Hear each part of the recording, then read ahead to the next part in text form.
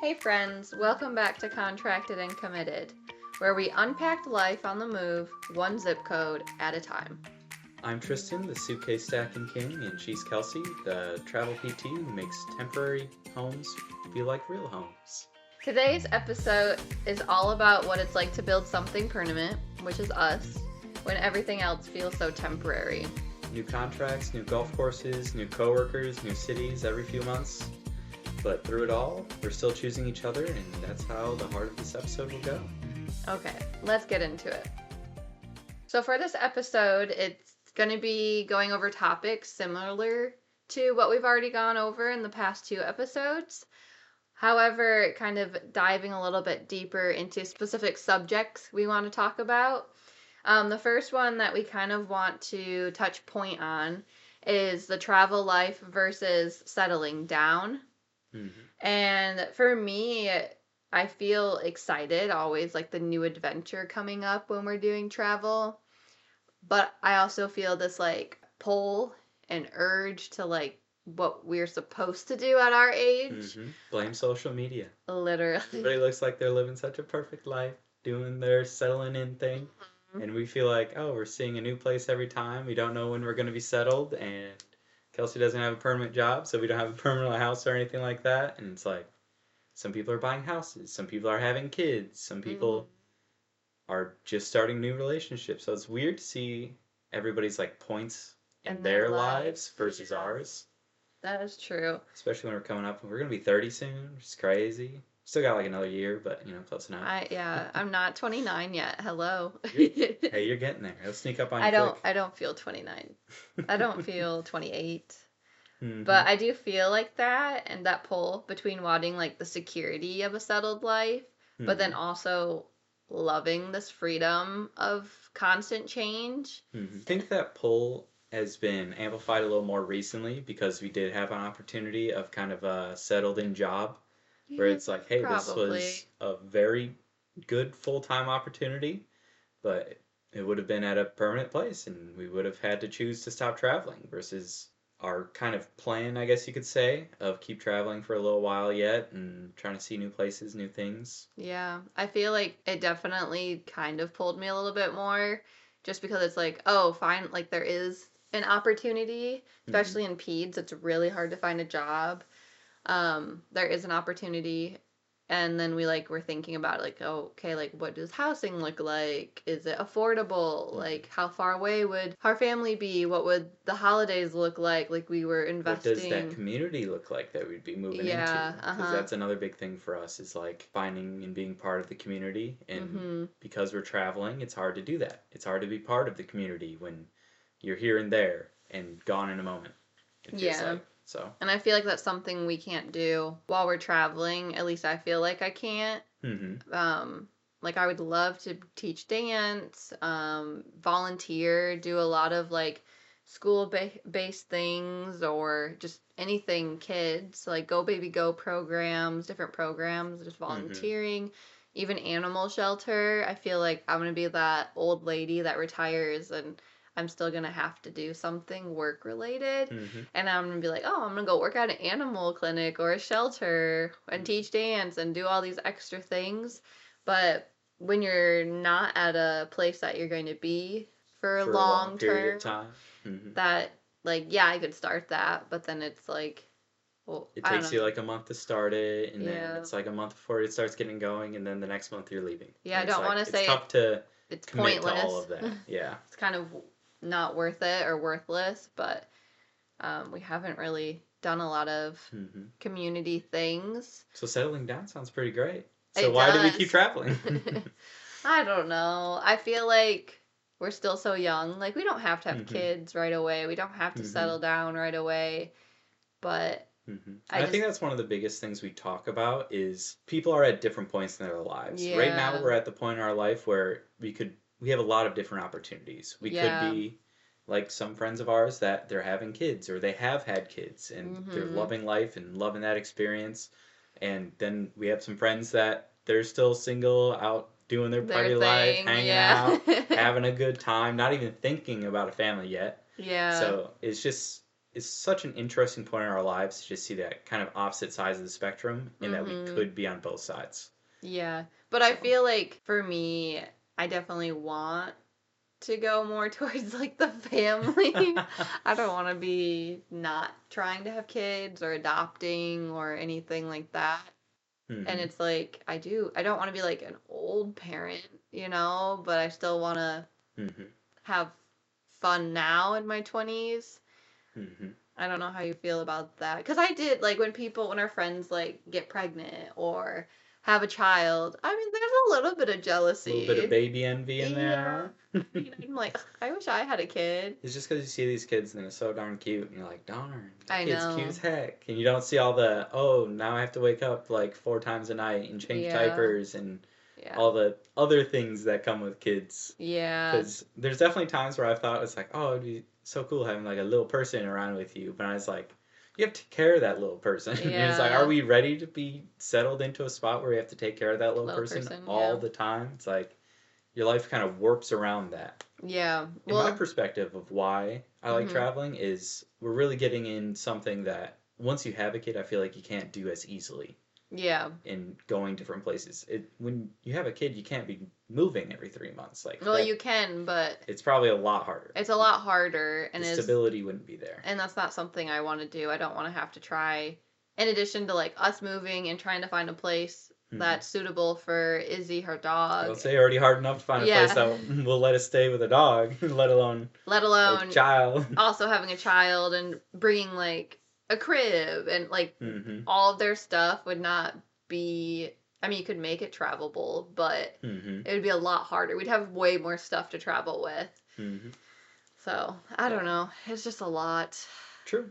But I have fun traveling. Yeah, I do I still think too. so. I think even thinking about the places that we could go to next, I think is exciting because sometimes opportunities will come up like, oh, there's a place in Anchorage, Alaska, and it's like, well, that sounds so cool. But then you think about the logistics of it. It's like, okay, how do we Yes. get there? How do we get the dog there? Where are we going to stay there? We would What's the cost of drive. living? Yeah. It's What's the like drive to it's Alaska like look like? 65, 70 hours. Yeah, Exactly. it's And such a culture shift it shot. would be. Yeah. And then there's Hawaii also that's Yeah. popped up a couple times where it's like, oh, we float the idea, but it's like, okay, what's the realistic Yeah. opportunity for us to be able to get over there with all the stuff we need to, and plus the dog Yeah, the and dog would be the big thing. We'd Mhm. have to like ship it over on a On a boat. carrier, yeah, boat or whatever, and then fly. But I'd then, go on the boat with her. I wouldn't leave her. yeah, no, yeah, no, we'd probably have to put Izzy on the Yeah, plane. the cargo of the plane.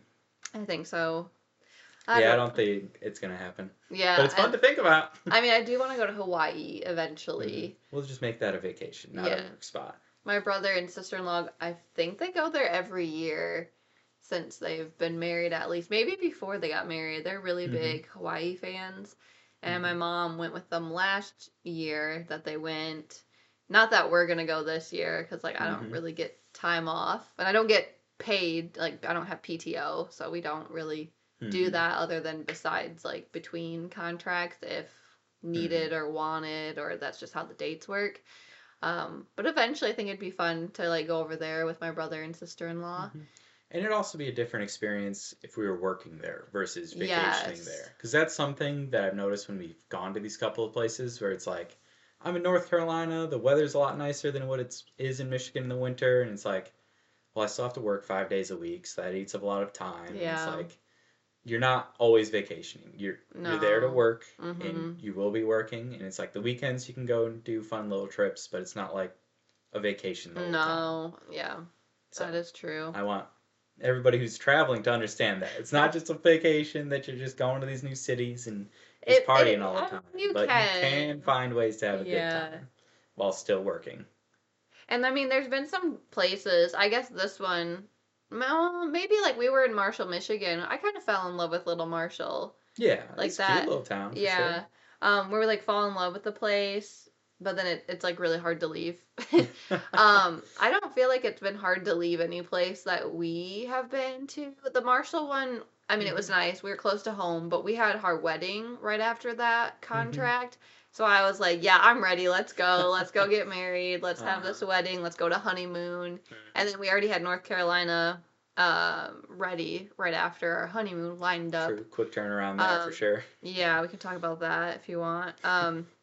So I was like, we were just so excited for the next thing. Yeah. Which kind of sucks. I feel like I do a bad job with that. Like, how so? I'm always like thinking ahead, like what's next, and not living in the moment all the time. And I've tried to like.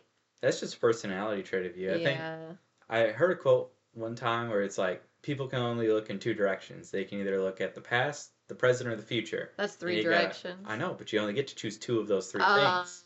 I see. So are you a person that looks at the future in the current? Are you a person that looks at the future in the past? Are you a person that looks at the current in the past? Yeah. So. What do you think I look at? You definitely look at the future, and if I could say the future a second time, I would say that too. I swear sometimes. What would be my second if you couldn't choose future though? Oh, it's probably current.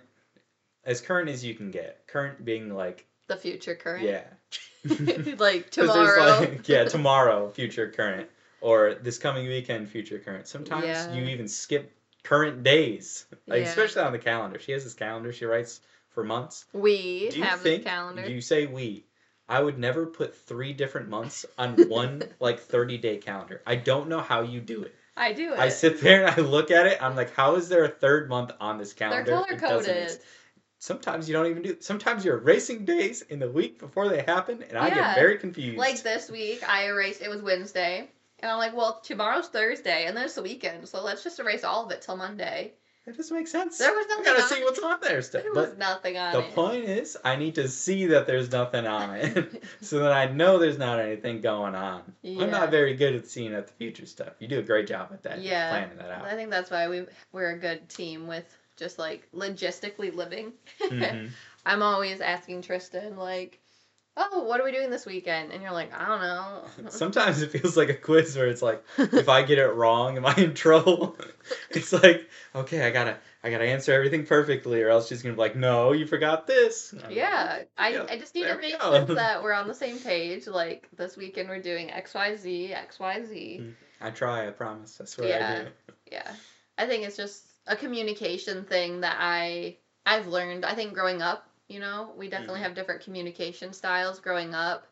My family, I come from a very small family. It's like myself, my mom, my dad, my brother, and then my mom's parents, my grandparents, and then my mom has a brother and didn't marry, didn't do anything. Yeah, no kids. No kids or anything. Not that he doesn't do anything. He does a lot of stuff.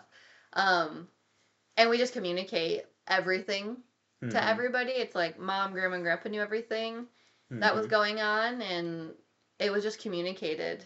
And I didn't think it was weird, but then like meeting you and like how your family communicates, it's like, I don't tell my grandma everything that's happening every weekend or anything like that. A lot of times it's like, oh, I'm going out this weekend is what I would tell my parents when I was younger. And it's not like, oh, where are you going out? What are you doing? What time you're going to be there? It's like, no, I'm going out. And then I will eventually be back. And that's all the communication we had most of the time. Yeah, we're like... And then I'll tell you about all the stories we had once I get back. Yeah, we're like my family. It's always been like, not that like my parents were never like, oh, well, who's going to be there? They never like questioned that. It was just kind of like, okay, I'm going to so-and-so's house.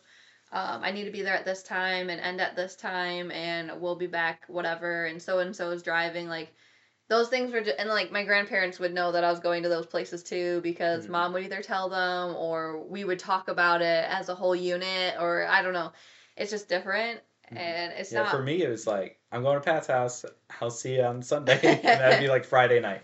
It's like I'd bring my work clothes with me because I would work on the weekends. Bob Evans, shout out Bob Evans. Yeah. And I'd tell my parents like, hey, I'm heading out. I'll see you on Sunday. And I would get to work on the days I needed to, hang out with Pat and all the other boys on the weekends, and eventually be back and tell my parents and family stories about what we did that weekend and keep it moving. Yeah. And neither one is like bad or good or wrong. Yeah, that's a good way to put it. Wrong.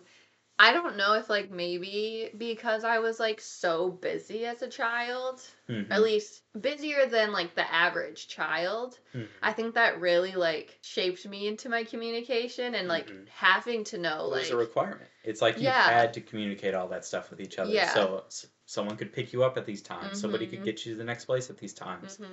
Where it's like, I didn't have a ton going on when I was younger. I still had things like when I was playing sports and stuff like that. Right. But beyond the communication of that, like. But you lived like what? How far away was like your school probably from your house? Like 5 minutes, 7 Yeah. minutes. Where like dance for me, that was like my big extra curricular activity since I was 2.5, 3 years old, was either like 20 to 35 minutes away from home. And like nobody really from there's only a couple other girls from my whole school that went to this studio. It was just like a studio in a little city, and then a whole bunch of people in surrounding cities came to the studio. Like some people drove like an hour to get to this dance studio. That's pretty crazy. Yeah. So like you could just walk home. I couldn't. Yeah, Like, if I had to. I would be like, anyone have a bed today for me to stay at? It's kind of nice. When I had an older brother, it's like a lot of times we'd have practices at the same time and stuff, so I just hitch a ride with him when I needed to go home until I could drive myself, and the world really opened up at that point. It's like I would be home eventually, I'd be safe, and that's about it. I didn't really have that. Like Jared, my brother, he's like 2 grades above me, just like your brother is. And he had a car, and like he would drive me home sometimes before I had a car. But he also did like, I don't know if it was just the last year of high school, he did like half of the high school day up and like was working in IT at a hospital at the next city over. So like I still had to figure out how to, get home during that time.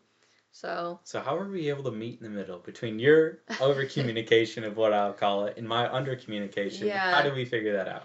Yeah, kind of rooting back to the whole question. Yeah. I think it took us a while, to be honest with you. I think it might be the hardest part of our relationship is the communication. The hardest, really? It might be, yeah. You think so? Because I think I will struggle to communicate what I need to you effectively to be able to like move on with our days. Yeah.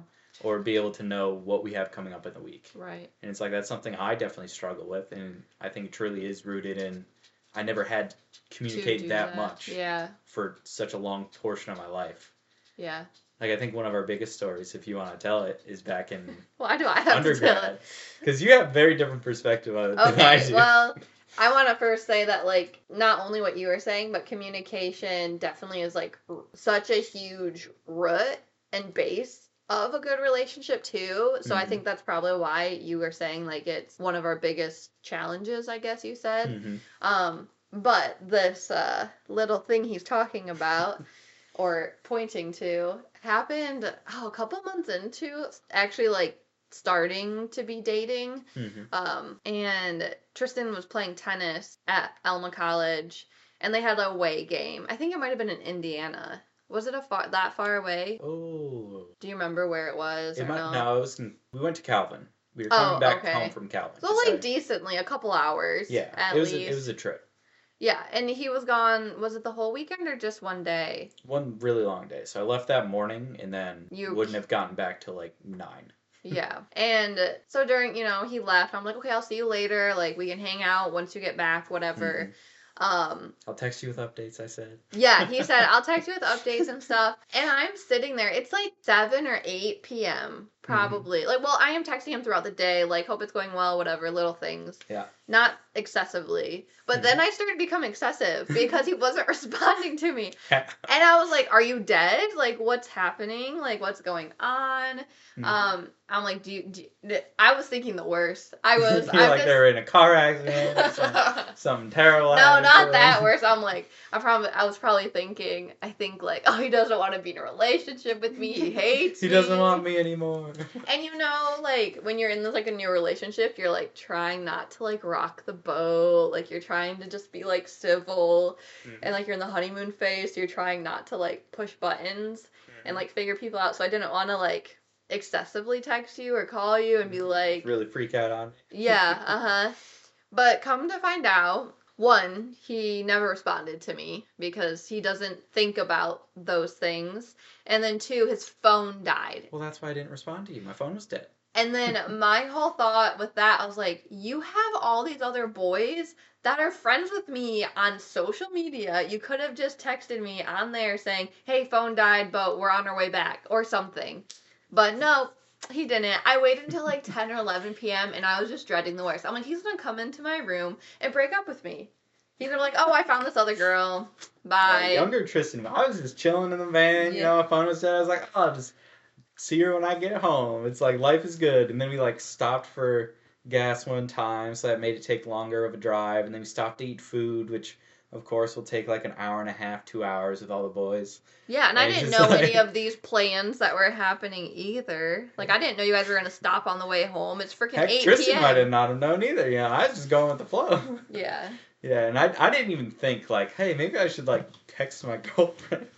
Like, hey, we've gotten derailed a bit here. Yeah. Oh, was it weather-related, too? Did you hit the deer that time? No, that wasn't that time. That was a different time. Yeah. One time they hit a deer it was a pregnant deer, so. Yeah, it had triplets.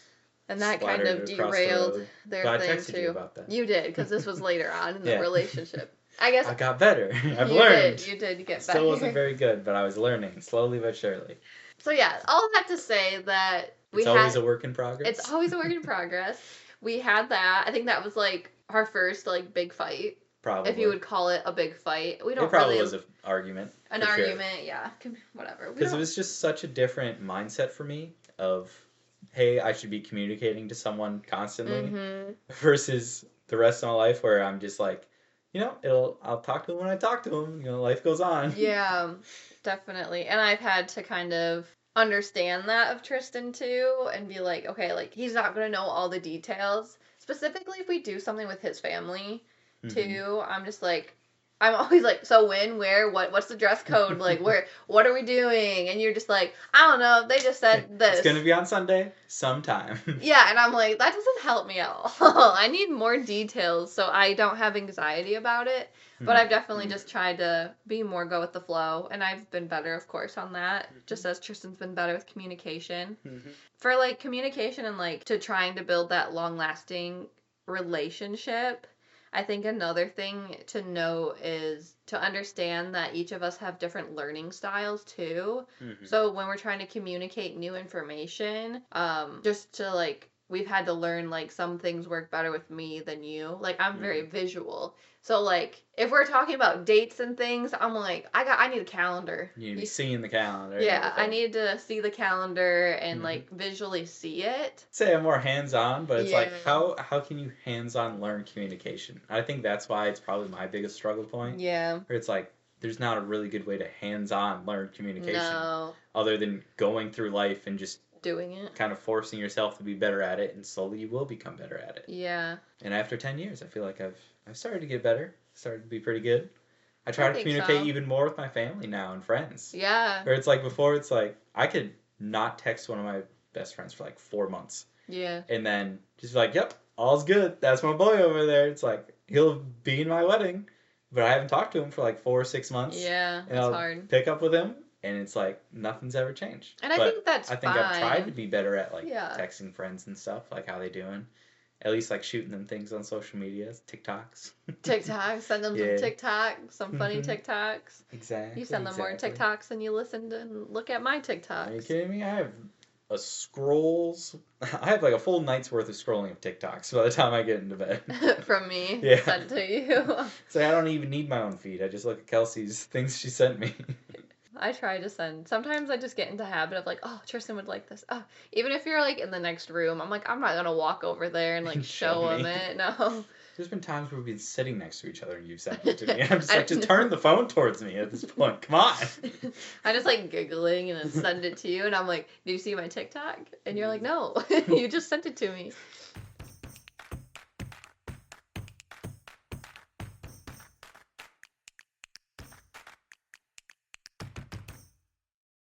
Okay, today's couple check-in.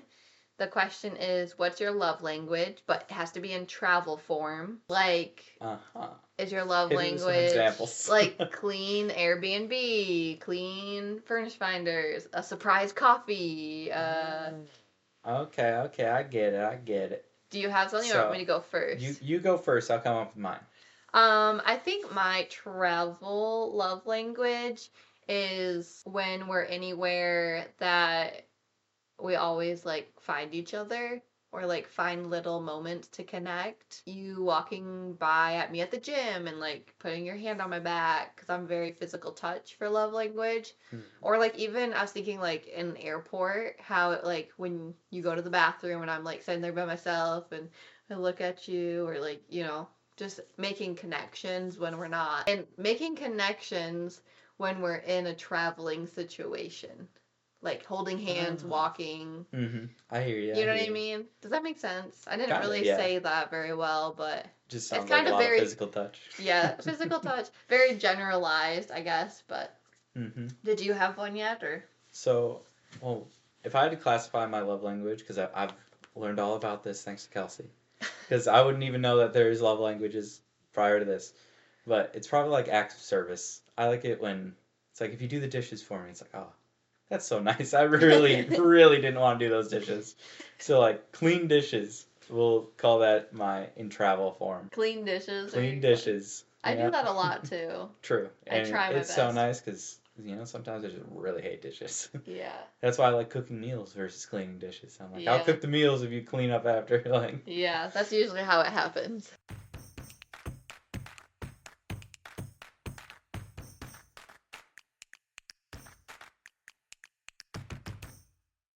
But I do think for other struggles we've had to like stay together as a unit has kind of been challenged by like our whole first time living together and finally working together too. Like if we think way back when, what was it, like 2023? It was right after COVID, whenever that was. Yeah, So it was 2023. 23, Yeah, I graduated in 22. Living at our first house together and all the stuff you're doing and the constant shifts you're doing, and then I was never seeing you, and I'm just like, oh, it's like I'm living alone with a ghost that shows up at 9 p.m. Yeah, I think, I was working 10-hour shifts and I felt like I was getting up in the morning. There was like a little gym at our place, our community we lived in.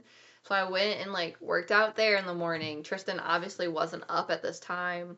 Then I would go to work, and I don't think you were up when I would leave for work, or maybe no, you were still in bed. I would say like, bye, see you later, whatever. Got out of work at 7 p.m. And then would come home. And then Wednesdays I would go from work to dancing, teaching dance an hour, and then come back. And by the time you get back, you're exhausted, and it's not like you want to talk to me at that point. No, it's like I'm mentally dealt drained. with 10 hours of children. Yes. And it's like, I don't want to come home and have to talk to this goofball that hasn't talked to anybody all day, so now he's full of energy. Yeah.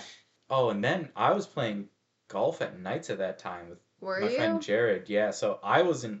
So you would get home at like 7:30ish, let's call it. Yeah. But I wouldn't get home till like 8 because the sun was out until that. And so I was out golfing until about 8. Yeah. So we truly weren't seeing each other till like 8:30 at night. You would leave at like 7 in the morning, and I wouldn't see you until 8:30 at night. Well, and then on top of that, I would come home and have to do more notes just to get to. You'd still have to work. So it was more than 10 hours a day, it felt like. Oh, I was working so much. I think we just eventually had to have a conversation where it's like, hey, this is not a okay. sustainable way to live. Like, you need to cut something out, whether it be dance or find a new job, really. Yeah, because I had Fridays off, but I was also teaching dance on Fridays. That's like the bulk of, like, it was like 3 till 8 on Friday nights that I was teaching most of my classes, and then the one on Wednesday. So you were still working 5 hours a day on the day you were supposed to have off. And then we had house cleaning and stuff on Fridays always. Yeah, house cleaning on Fridays. We'll count that as work too. So it's like you're working a whole nother shift at that point. Literally. And then I also did recital for that dance company too. And then after that I was like, I can't keep up with this dance thing. And then we did just working, and I was feeling exhausted. And then doing all the notes on Fridays too, because that was supposed to be your day off, but you still had to catch up on notes because they're terrible systems. Yeah. It wasn't the best. But then I got to the point where I was using my PTO, like you should, as you should. And I was like, I'm just going to take a full week off. Like, I felt like there was a point where I was taking a full week off every month. And I'm just like, I hated to, like, only take Fridays off, because then all of my Friday kids either have to try to reschedule or not see them, and I felt like that wasn't fair to constantly have the same people not be seen or have to reschedule. Same with Mondays. But Monday's kind of a terrible day, I felt like, to take off. I was like, I'm just going to take the whole week off, whatever. And then everybody doesn't get to be seen. Mm-hmm. And that also didn't help with the mental and load of work either. Mm-hmm. So yeah, that was Yeah, like a hard time for us to for like sure. And you back. were probably pretty stressed out that entire time just because of all the Yeah. work and the struggles at work. And Mhm. it is, especially with it being your first job and such a negative experience, it was Yeah. like, wow, is this really what I've signed up for after all this schooling? I Like, definitely this is felt what you ended that. up, this is Mhm. what I ended up with. Yeah. I mean, And I could definitely tell, and I felt terrible because like I can only do so much to help with that. mm, It was definitely a struggle at the time. Do you think it put a struggle on a relationship at all, or do you think it was just kind of like overall you were exhausted?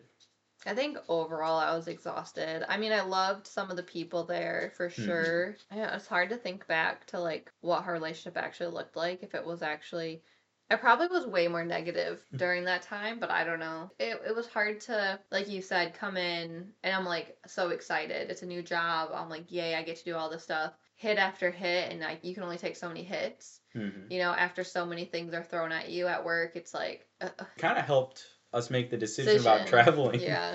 Was you were just having such a negative experience there that we had to think like, is this truly the experience Mhm. everywhere else? Is this what it's going to be consistent? And I Right. think part of traveling is you get to see all those different Avenues. clinics and like between schools and Hmm. outpatient clinics or inpatient clinics, like you get to see all of that and see what you like Yeah. and eventually make a decision like, okay, my first job isn't what everything is like. It's not Right. as It's terrible not, as what no. this experience was. And maybe it just wasn't the right fit for me and we thought it was. True. Maybe it was just Maybe a little of excitement. It's like, oh, I got hyped accepted. it up too Yeah, it's like it's my much. first job. I got accepted into it. It's going to be amazing. It's like, Yeah. okay, let's temper our expectations now and make sure that we want the job just as much as they want us. Right. And maybe it was just like specific managerial roles that I specifically had. And Mm-hmm. maybe other places in that company, like other states and stuff for that company, maybe would have been better. And Mm-hmm. maybe it was just like a personality thing. Mm-hmm. I remember one thing that really like pushed me to the edge of coming home to you and saying, "Okay, I'm done. We're quitting. We got to find something else." Mm-hmm. Um, we had like a new speech pathologist hire, and I think she had like two evals on her first or second day, Mm-hmm. which is like fine, whatever. And then her higher up managerial role people wanted her to see those kids. It was like a Tuesday, and wanted her to have everything done, written up, and set up a treatment plan by that Thursday, in addition to doing all the orientation stuff she needed to do. And mind you, that first eval that she did was like a very rare condition. And like she's a new grad, like it's a lot. And Mm-hmm. she was like, "Can we just not do it Thursday and then I have the whole weekend and come back To figure Tuesday?" this out. Yeah, and our clinical director's like, "Yeah, sure, like that's totally valid." Higher up came back and rescheduled it for Thursday. Yeah. And I asked them, I said, but because they were talking about how, like, that patient's really in turmoil, like the parents are, blah, blah, blah, blah, and like we need to be there for them. And I looked at her and I said, but when is it too much for us Mm-hmm. as clinicians? You gotta take And care of your internal customers just as much as your right. external ones, right? Yeah, and I was like, and I said that, and her reply was the reason why I quit, to be honest. I haven't really told people that work there this, but Mm-hmm. it kind of just, like, everything added up, and then this one thing was This like, is the just tipping point. burst, yeah, the Yeah. tipping point, burst the can open. She basically said it shouldn't be too much for us, and that this new clinician, little baby clinician, at the time needs to learn point of doc servicing, which means like writing all your documentation while you're doing point of service, Mm-hmm. while you're providing the service, which is really hard with like kids on the spectrum, for instance, or kids Mm-hmm. with behaviors. Like, Or it only being your second day and you don't know how to do everything. exactly. I was like, wow, you really don't care about us. You care Mm-hmm. about numbers. You don't care about us. I don't want to be here, you know. And so that Mm-hmm. was a tipping point. And I came home, and I think like the week later we had a week. I had a week off. We were going camping, Mm-hmm. and we went camping. It was so nice. And during that time we've already started talking to travel agencies and recruiting. And that week we kind of solidified a plan, I believe. Mm-hmm. And then I think maybe like I don't know how long afterwards, but then I sat down with my two clinical directors because I was at two different clinics at the time, Mm-hmm. and They knew. They knew. I was like, hey, I need to talk to When you. you called for this meeting, they're like, oh, she's leaving. Yeah, they knew. They knew. And I'm like, I'm sorry. This is what I need to do. And they all understood. Mm-hmm. Some of them have left since I left, Yeah. too. They really understood, huh? They really understood. And I'm so happy for them that they got out of that negative turmoil of a place and are flourishing elsewhere. I gave them 3 months. Yeah. I told them 3 months in advance because I knew pediatric PTs are so hard to find. Mm-hmm. And so I gave them 3 months, and I was scared. I was scared to do that, but I felt like I needed to do that for the kids. Because what if they just said, oh, we'll let you go right now? It's like, oh, well, I'm out of work for 3 months. Right, exactly. That could have happened. Everyone in the clinic could have been asses to me. Mm-hmm. Like, they could have been rude. They didn't. That higher managerial role did come to me, like, a month before I left and was like, is there any way that I can, like, change something, like, put you at one clinic or the other clinic, or make your schedule XYZ to make you stay? And then she said, or do you already have something lined up? I said, yeah, I alreid have something lined up. I said, I wouldn't have said I was going to quit until I had something lined up. What to do next. But it was nice your directors who were very supportive of you. Yeah, my clinical directors. A little support system in your clinics. Like I said, everybody's great. Like on like my level and like clinical director level, but then like the rest of them, not a great experience I've had personally. But it could be different, like state to state or area to area specifically for that clinic. I mean, we made it through and now we're here. So it worked out. And now you've learned, hey, it's not that bad out there. No, it's not. That first experience was more of an anomaly than it was the average or the standard. And I think it goes, like, before even taking the first job, I was really scared, like, what if I hate it? What if I blah, blah, blah, blah? And we've had great support systems of saying, like, to me. Friends and family. Well, even you're like, then you quit. Like, you quit. Like, what do you mean? Like, there's going to be other jobs and opportunities. Because I was really, it's so hard. You, like, have so much debt. You've done so much schooling. And it's like, cool. I've done so good in my life. And I'm starting to make money. And it's like, well, shit. Do I really want to do this? It's terrible. It's negative. XYZ. I'm already a negative person to begin with, you know? And so it was nice to have support system be like, just quit. Like, what's stopping you from quitting? And I think that needs to be, like, said out loud to other people. Like, if you hate it, quit. You'll be okay. If it's truly awful, like, you'll figure it out. I'm not saying in those cases always quit. Like, make sure you have the windfall to be able to not have that income for a while. Definitely understand that you're not stuck in your situation a lot of times. You can start looking at other places, start doing other things, and work your way to leaving. Because that was my always thought. It's like, if you're truly unhappy with something, you can make choices not to be. It's like, a lot of times people will end up choosing to be unhappy and just complain about being unhappy. Yeah. But staying in that spot versus just maybe making the harder move of making that change. And it's scary, for sure. Like, it's not comfortable. Call back from the last episode. All you need, 1 second of confidence. Well, and also, you need to learn how to be comfortable and being uncomfortable as well.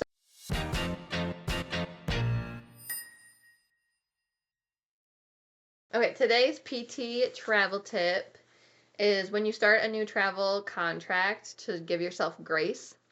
Don't rush into major decisions or new changes on top of you already changing into a new setting, a new state, whatever it is. Kind of give yourself a week or two before adding a new thing, an addition. Because those early days are filled with a lot of adjustments, a lot of emotions. A lot of already built-in stress of just being in a new job in a new place. Just let your mind and body settle into, like, the new rhythm that's going to have to be done and built before you start adding, like, a gym routine or a golf routine or things like that. So just give yourself time to breathe. And